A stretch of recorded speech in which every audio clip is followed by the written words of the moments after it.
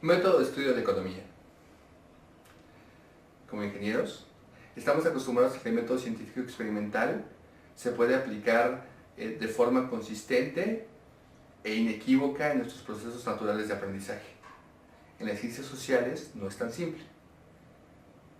Vamos a ver primero el método de estudio y después vamos a poner un ejemplo y las reglas que sigue la economía.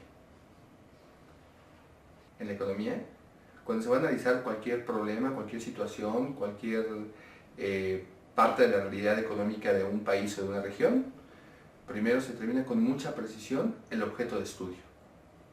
Si hablamos, por ejemplo, de la economía informal, tenemos que decidir en qué región y, sobre todo, en qué intervalo.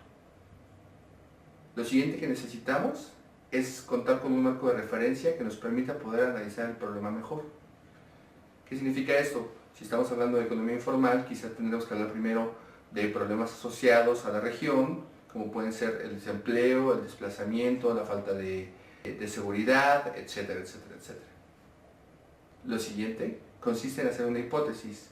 La hipótesis es normalmente una explicación o un adelanto de explicación de por qué creemos que están sucediendo las cosas y es la idea que vamos a intentar demostrar. Y después de eso haremos las pruebas correspondientes.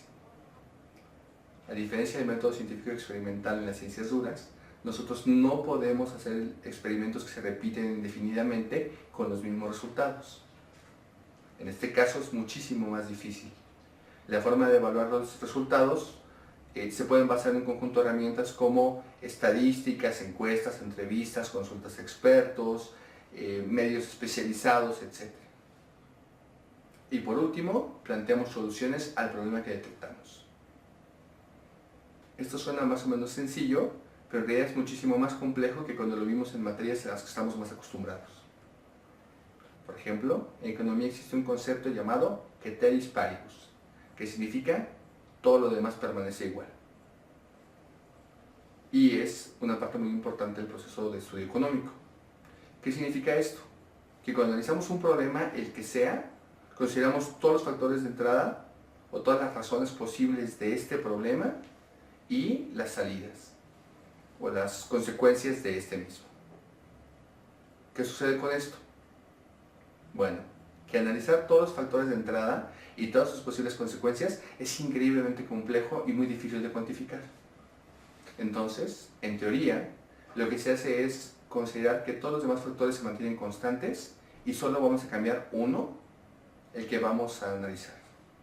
En ciencia es muy sencillo, puedes cambiar la altura de una caída o la velocidad inicial y todo lo demás mantenerlo constante. En economía no, porque una sociedad no se va a repetir cuando tú estás haciendo un experimento o la estás analizando. Entonces, se considera un cambio en una de esas variables y se elaboran hipótesis, soluciones, etc. para ver cómo se comporta el sistema. Y este principio, que es el que hace que se tomen decisiones respecto a problemas detectados en una sociedad, tengan resultados muy inesperados. Con frecuencia, es muy sencillo ver que un fenómeno parece deberse a ciertos factores que identificamos con claridad, pero no siempre es así.